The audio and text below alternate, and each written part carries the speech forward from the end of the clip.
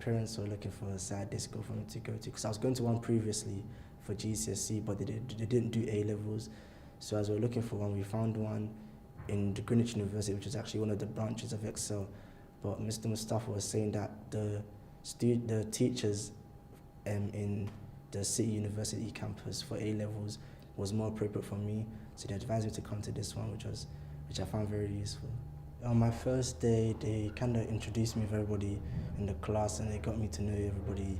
I just chatted for a little while, about 5 to 10 minutes, and it just got me comfortable. My first lesson, it meant that I could interact more easily.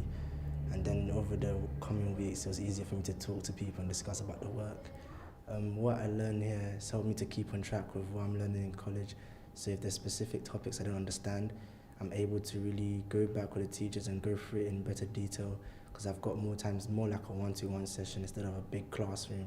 So when I go back to college, I'm always on top of my work, and it means I'm not backtracking.